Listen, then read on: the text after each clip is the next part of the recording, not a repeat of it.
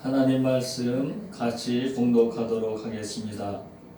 신약성경 사도행전 8장 14절에서 24절까지의 말씀, 신약성경 페이지 200페이지에 있는 말씀입니다. 사도행전 8장 14절부터 24절까지의 말씀을 이제 저와 우리 성도님들 한 절씩 교독하시도록 하겠습니다.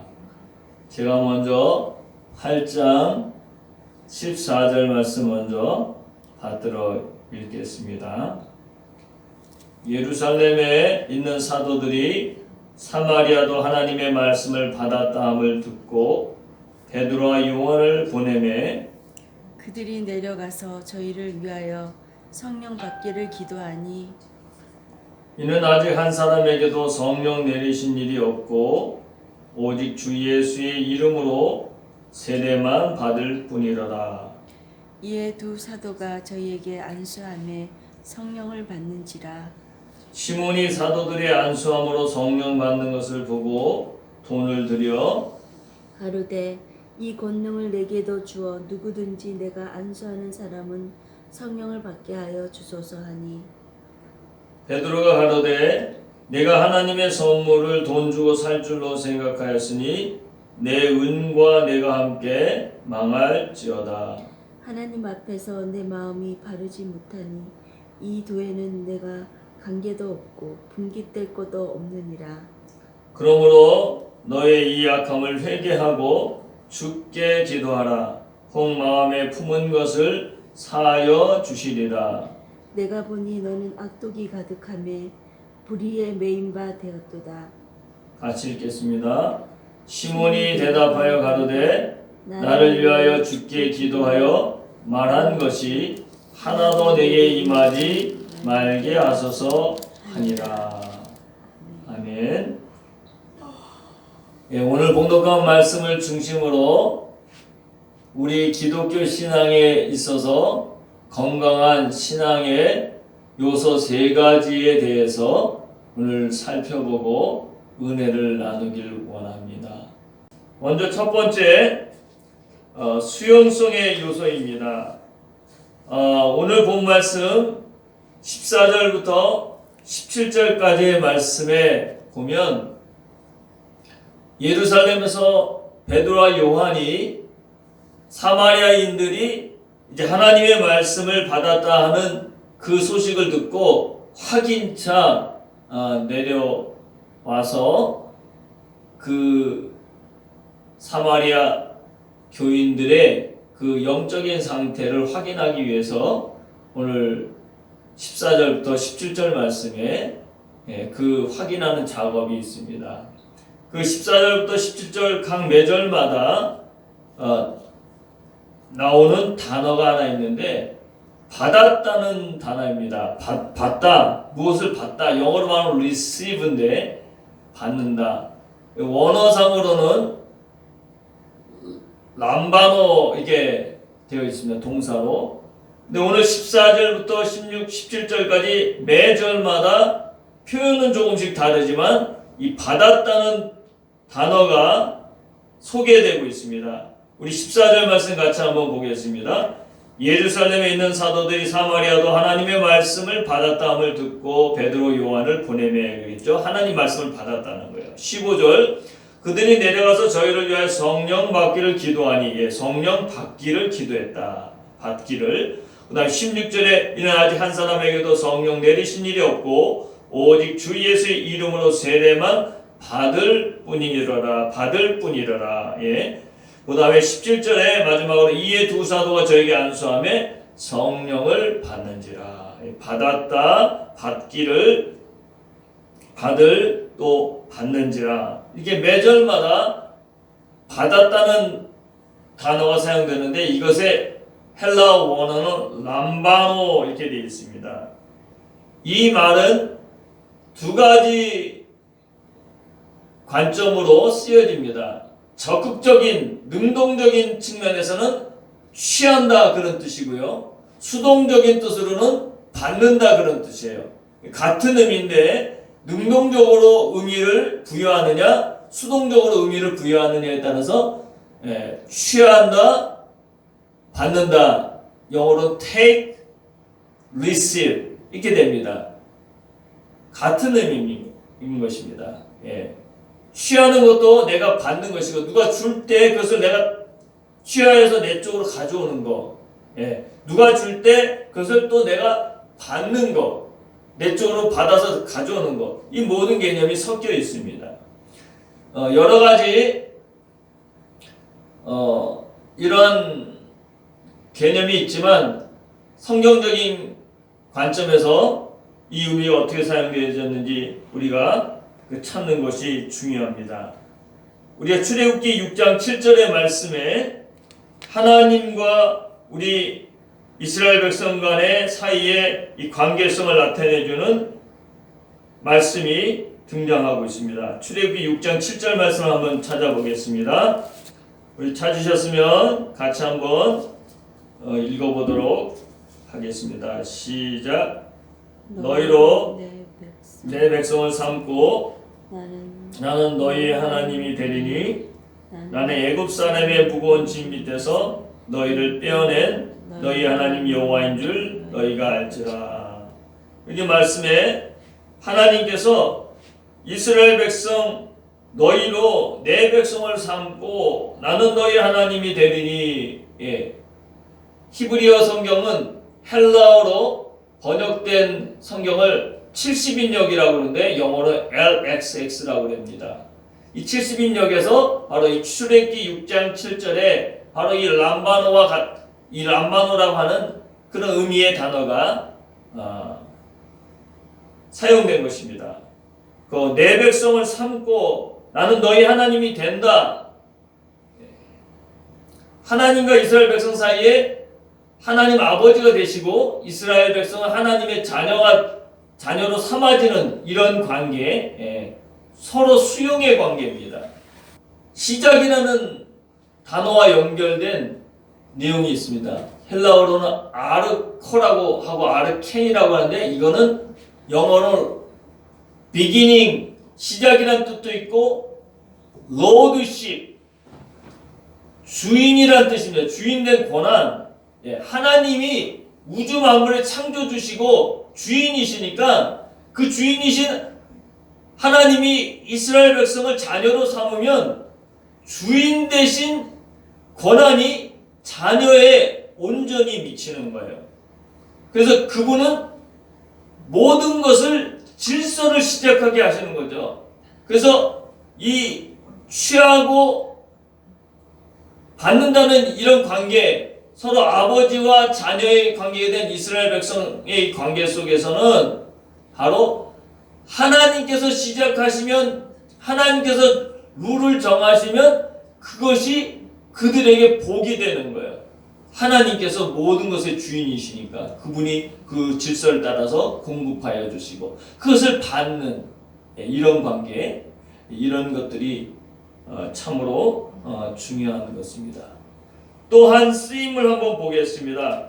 우리 레위기 16장 22절 말씀에 염소가 그들의 모든 불의를 지고 무인지경에 이르거든 그는 그 염소를 광야에 놓을지니라. 아멘. 16장 10절 말씀 같이 읽습니다. 시작. 아세셀을 위하여 제비 뽑은 염소는 산대로 여호와 앞에 두었다가 그것으로 속죄하고 아사셀을 위하여 광야로 보낼지니라. 이 레위기 16장 22절과 이 10절의 말씀은 바로 예수님께서 십자가를 지시고 인류의 모든 죄를 지시고 그 죄의 짐에서 벗어나게 하시는, 죄의 짐을 친히 지신 그 죄를 주님께서 친히 테이크하시는, 주님이 친히 그것을 수용하시는 그러한 주님의 구속적인 은혜를 보여주는 예표의 말씀입니다. 본래는 이스라엘 백성이 매년마다 속죄일에 어린 양을 잡고 또한 이 염소, 아사셀 염소를 같이 예식에 사용합니다. 어린 양은 피를 흘려서 지성소로 가져 들어가 거기에 뿌려서 이스라엘의 모든 죄를 제사장 더불어 속하는 거지만, 이 속죄를 나타내는 아사셀 염소는 살려두었다가 광야로 끌고 나가서 무인지경에 이를 때 이스라엘의 모든 죄를 그 머리 위에 그 아사셀 염소 위에 안수한 다음에 모든 불의를 그 아사셀의 염소가 지고서 무인지경으로 이제 나가 광야에서 풀어주면 짐승들이 그 아사셀 염소를 잡아먹게 됨으로써 이스라엘의 모든 죄를 속하는 그런 아사셀 염소에 대한 예식이죠. 근데 이것이 바로 예수님께서 그 죄를 취한다. 거기 22절 말씀에 염소가 그들의 모든 불의를 지고 할 때 그 진다는 게 영어로 테이크요, 헬라어로 람바노 이렇게 되는 것입니다. 그래서 이것은 예수님께서 가장 수용력을 많이 가지신 분이 누구인가? 이 땅에서 인간으로서 예수님이에요. 예수님께서 인류의 모든 죄를 다 수용하셨어요. 다 짊어지셨어요. 더 이상 더하거나 덜할 짊어질 짐이 필요 없다는 것을 나타내 주면서 이 예수님의 이 수용성을 보여주는 것입니다. 우리가 예수님처럼 십자가의 짐을 지는, 죄를 다 없이 하는 이 짐을 우리가 질 수는 없지만, 우리는 예수님의 이 수용성을 본받아서 우리가 하나님의 말씀과 하나님의 그 은혜를 이제 수용하고, 또 그 수용한 은혜를 또 다른 사람과 나누는 이런 수용의 관계가 기독교 성경적인 신앙의 건강한 요소 중에 가장 중요한 부분 중에 하나인 것입니다. 그 다음에 두 번째로 오늘 본 말씀 속에서 우리가 주목해 봐야 될 말씀은 이 신앙의 은혜성이라고 하는 것입니다. 20절 말씀 같이 보겠습니다. 오늘 본 말씀 8장, 사도행전 8장 20절 말씀 같이 보겠습니다. 시작. 베드로가 가로되 내가 하나님의 선물을 돈 주고 살 줄로 생각하였으니 내 은과 내가 함께 망할지어다. 사마리아 성에 마술사 시몬이라고 하는 사람이 있었습니다. 그는 마술을 행하여서 많은 사람들의 인기를 얻고 많은 사람들의 시선을 주목하고 그들의 존경과 그들의 신의를 다 받고 그들로부터 많은 부를 취하였어요. 이 돈이 많다 보니까 기독교를 개종했습니다. 빌립의 전도를 받고 예수 믿기로 했어요. 근데 베드로와 사도 요한이 와서 사람들에게 성령 받기를 기도하고 안수하니까 성령이 임하는 걸 보고 이 마술사 시몬이 자기가 가진 돈을 가지고 하나님의 선물인 성령을 자기가 기도할 때마다 사람들에게 그 성령이 임하기를 바라는 뜻으로 이 돈을 드리면서 하나님의 선물을 받게 해달라고 요청한 것입니다. 여기 사용된 하나님의 선물이라고 하는 것은 바로 the gift of God, 하나님의 선물인데 구체적으로 말하면 성령을 뜻하는 거예요. 근데 이 하나님의 이 선물이라는 이 단어가 원래는 도레아 이렇게 되어 있습니다. 헬라어로. 기프트라고 번역되어 있는 헬라어 도레아라고 하는 이 단어는 아테네의 그 운경가, 아테네 그리스 문화는 철학이 발달됐죠. 그 철학의 그 소피스트들, 그 지혜를 추구하는 이 사람들이 아주 운경가예요. 말을 잘하는 운경가, 선동가죠. 논리적으로 어떤 목적을 성취하는 데 사용되는, 그래서 어떤 정책을 알릴 때 아주 논리적으로 사람들 설득하는 이 사람들을 에틱 오레이터라고 하는데, 이들이 바로 아테네의 에틱이 뭐냐면 아테네라는 뜻입니다. 아테네의 오레이터, 운경가라는 뜻입니다. 이 사람들이 아주 연설을 잘하기 때문에 나라에서 이들에게 리워드, 상급으로 주는 것이 뭐냐면 땅을 줬어요. 땅. 이 땅이 또 유산되는 거예요. 예, 이럴 때 또 이 여기서 사용되어진 단어가 도레아인데 이것이 선물이라는 뜻입니다. 신약에서 사용되어야 될 때는 바로 우리가 한 몇 가지 사례를 한번 찾아보겠습니다. 요한복음 4장 10절 말씀으로 가겠습니다. 요한복음 4장 10절 말씀. 예수께서 대답하여 가라사대 내가 만일 하나님의 선물과 또 내게 물 좀 달라 하는 이가 누구인 줄 알았다면 내가 그에게 구하였을 것이요 그가 생수를 내게 주었으리라.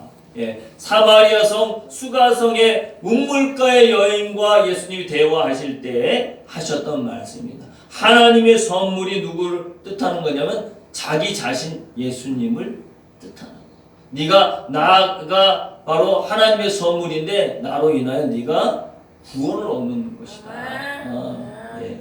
그때 사용되어진 것이고요. 또 우리가 용법을 보면 사도행전서는 이 도레아 하나님의 선물은 성령을 하나님의 선물로 부르고 있는 거예요. 오늘 8장 20절 말씀에 베드로가 가로되 내가 하나님의 선물을 돈 주고 살 줄로 생각하였으니 할 때 이 하나님의 선물은 바로 성령을 뜻하는 것이죠. 그리고 또한 일반적으로 사도 바울은 이 도레아 이 선물을 하나님의 은혜의 관점에서 로마서에서 또 에베소서에서 그의 서신서에서 이 하나님의 선물을 은혜라고 하는 단어가 연결시키고 있습니다. 한번 찾아보겠습니다. 로마서 5장 15절 17절 말씀 한번 가겠습니다. 시작. 그러나 이 은사는 그 범죄와 같지 아니하니 곧 한 사람의 범죄를 인하여 많은 사람이 죽었은즉 더욱 하나님의 은혜와 또는 한 사람 예수 그리스도의 은혜로 말미암은 선물이 많은 사람에게 넘쳤으리라 그랬죠. 여기 예수 그리스도의 은혜로 말미암는 선물, 바로 예수 그리스도의 은혜로 말미암은 은혜와 선물을 연결시키고 있죠. 그래서 이 은혜성을 나타내주고 있는 거예요. 하나님의 선물은 바로 은혜성, 하나님 신앙의 기독교 성경적 신앙의 은혜성을 아주 강조하고 있다는 것입니다. 17절 말씀 같이 한번 보겠습니다. 한 사람의 범죄를 인하여 사망이 그 한 사람을 말미암아 왕노로 하였은즉 더욱 은혜와 의의 선물을 넘치게 받는 자들이 한 분 예수 그리스도로 말미암아 생명 안에서 왕노로 타리로다. 로마서 5장 17절에도 바로 은혜와 의의 선물, 이걸 연결시키죠. 선물과 은혜를 연결시키고 있습니다. 우리 에베소서 3장 7절 4장 7절 말씀 한번 더 보도록 하겠습니다. 찾으셨으면 같이 보겠습니다. 시작. 이 복음을 위하여 그의 능력이 역사하시는 대로 내게 주신 하나님의 은혜의 선물을 따라 내가 일꾼이 되었노라. 하나님의 은혜의 선물이라고 여기 표현되어 있죠. 그 다음에 4장 7절 말씀, 4장 7절 다음 페이지로 넘어가면 313페이지 4장 7절 말씀 같이 읽습니다. 시작. 우리 각 사람에게 그리스도의 선물의 분량대로 은혜를 주셨나니. 바로 그리스도의 선물을 또 은혜와 연결시키고 있고요. 곧 선물이 그리스도이시고 그리스도를 통하여 주어지는 모든 은혜가 하나님의 선물이라는 것을 사도 바울은 이 서신서에서 분명히 밝혀주고 있는 거예요. 기독교 신앙의 그 은혜성이 얼마나 중요하냐면 사람이 취하려고 해도 취할 수가 없는 것입니다. 그래서 그냥 선물로, 그냥 은혜로 주어지는 것이 예수 그리스도이고 예수 그리스도의 그 사역과 그의 죽으심이 바로 우리에게 절대적인 신앙이 되는 것입니다. 이제 마지막으로 세 번째 반세속성이라고 하는 점이 우리 기독교 신앙의 한 요소입니다.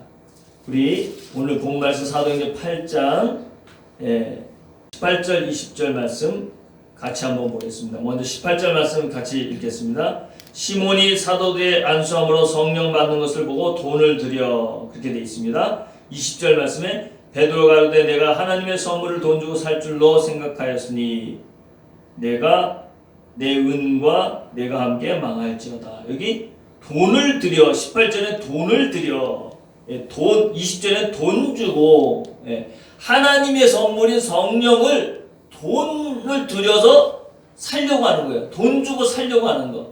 여기 돈이라고 하는 이 단어가 바로 돈 자체는 세속적인 것이 아니에요. 근데 돈을 가지고 하나님의 성령을 살려고 하는 것이 이게 세속성을 나타내는 것입니다. 살 수 없는 거거든요. 이 돈이라고 하는 이 단어 헬라어는 크레마라고 되어 있습니다. 이 접두어인 크레마의 크레라고 하는 이 접두어는 어떤 단어 뜻과 관련되어 있냐면 영어의 necessity, 필요성이라는 것입니다. 그리고 it is inevitable 이렇게 되어 있는데 이건 필수 불가결한, 돈이라고 하는 것은 아주 필수성을 가진 거라는 거예요. 필수 불가결한 거예요. 우리 사람들이 사는 데 있어서 돈이 필요합니다. 돈이 없어서 못 사는 거예요. 그러나 성경적인 쓰임에서는 여러 가지 이 돈에 관련돼서 이 크레마라고 하는 단어가 사용됐는데 사도행전 4장 37절에서는 바나바가 그의 밭을 팔아서 그 판 값을 사도들에게 갖고 왔다 할 때 그 돈이라고 하는 the money, 이게 크레마로 쓰여 있어요. 그리고 또 부자 청년, 젊은 청년이 예수님께 와서 영생을 물었던 그 말씀에 보면 마가복음 10장 22절 말씀 한번 우리가 보도록 하겠습니다. 그 전에 먼저 부자 청년이 주님 앞에 왔었을 때 그의 소유가 많다 할 때 이 크레마라고 하는 단어가 쓰였어요. 그리고 오늘 본 말씀 마술사 시몬 메거스가 바로 돈을 주고 그 성령을 돈을 들여서 살려고 한 부분에 용법이 있고, 또 사도행전 24장 26절에 보면 펠리스 총독이 사도 바울을 신문할 때 그를 계속 붙들어 놓고 계속 그의 말을 들었는데, 사도 바울의 변론을 들었는데 사도 바울로부터 그 총독이 무엇인가 돈을 받고 그를 풀어주려고 사도 바울에 대해서 돈을 기대하고 있다고 하는 내용이 나오고 있습니다. 오늘 우리는 먼저 마가복음 10장 22절 이하에 이 젊은 청년과 관련되어 쓰인 이 크레마라고 하는 이 돈에 대한 단어의 용법을 살펴보며 반세속성에 관한 교훈을 찾아보도록 하겠습니다. 먼저 마가복음 10장 22절 말씀으로 가겠습니다. 그 사람은 재물이 많은 고로 이 말씀을 인하여 슬픈 기색을 띠고 근심하며 가니라. 거기 재물이라고 하는 단어가 나오죠. 재물이 많은, 이 젊은 청년, 부자 청년은 재물이 많았어요. 그래서 그 재물이라는 단어가 바로 크레마라고 하는 이 헬라어 단어인 것입니다. 우리 23절 이하로 쭉 읽어 내려가도록 하겠습니다. 예수께서 둘러보시고 제자들에게 이르시되 재물이 있는 자는 하나님의 나라에 들어가기가 심히 어렵도다 하시니 제자들이 그 말씀이 놀라는지라. 예수께서 다시 대답하여 가라사대 애들아, 하나님 나라에 들어가기가 어떻게 어려운지 약대가 바늘기로 나가는 것이 부자가 하나님 나라에 들어가는 것보다 쉬우니라 하신대 제자들이 심히 놀라 서로 말하되 그런데 누가 구원을 얻을 수 있는가 하니 예수께서 저희를 보시며 가라사대 사람으로는 할 수 없으되 하나님으로는 그렇지 아니하니 하나님으로서는 다 하실 수 있느니라. 부자 청년과 관련하여 주님께서는 이제 그 재물과 부자가 하나님 나라에 들어가는 것이 얼마나 어려운지 그 말씀을 해주시면서 바로 이 성경적인 마가복음 10장 22절 이하의 이 부자 청년과 관련하여 예수님의 제자들이 갖고 있는 이 돈 크레마에 대한 그 관점은 입장은 어떠하냐면 돈 자체는 나쁜 것이 아닙니다. 근데 그 돈에 대한 개인적인 의존성이 정도 이상으로 넘어갈 때, 그리고 그 돈에 대한 모든 잘못된 사용, 이것에 대해서는 예수님께서 거부하고 계신 것을 이 하나님 나라의 이 부자와 재물 가진 자가 들어가기 어렵다는 그런 관점으로 이 뜻을 나타내신 것입니다.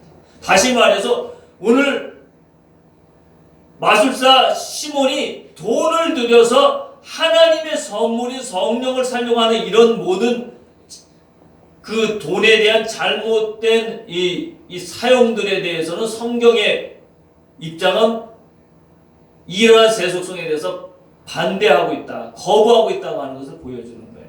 그러므로 우리는 오늘 본 말씀 속에서 성령을 돈을 주고 살려고 하는 이런 모든 세속성에 대해서 돈에 대한 잘못된 사용에 대해서 우리가 항상 경계하고 멀리하고 이런 것이 건강한 신앙의 요소 중에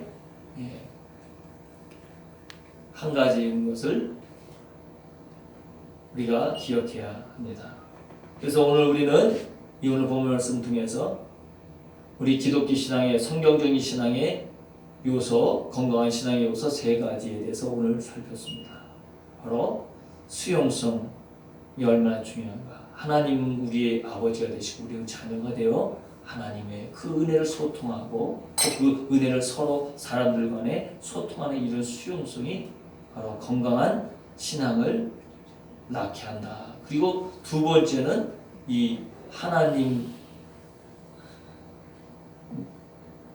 나라, 하나님 믿음의 세계에서의 은혜성, 하나님의 선물, 도래야, 또 준다, 디도마이 이런 단어 속에 담겨져 있는 용법, 성경적인 용법은 바로 은혜와 하나님의 선물을 연결시키고 있는 사도 바울의 용법을 통해 볼 때 우리는 하나님의 신앙의 건강한 건전한 요소는 바로 우리가 무엇을 추구해서 얻는 것이 아니라 하나님이 전적으로 주시는 선물에 달려있다 하는 것을 잊지 말아야 되겠고요. 마지막으로 세 번째로는 바로 반세속성입니다. 바로 돈을 주고 돈을 들여서 하나님의 그 선물을 살려고 하는 이런 세속성에 대해서 우리가 엄격하게 경계하고 멀리해야만 우리의 건강한 신앙을 유지할 수 있음을 기억하고 이와 같은 신앙의 건강한 요소 세 가지 수용성, 은혜성, 반세속성을 항상 유지하여 우리 신앙을 건강하게 유지하는 우리 모두 될 수 있기를 주의 이름으로 축원드립니다.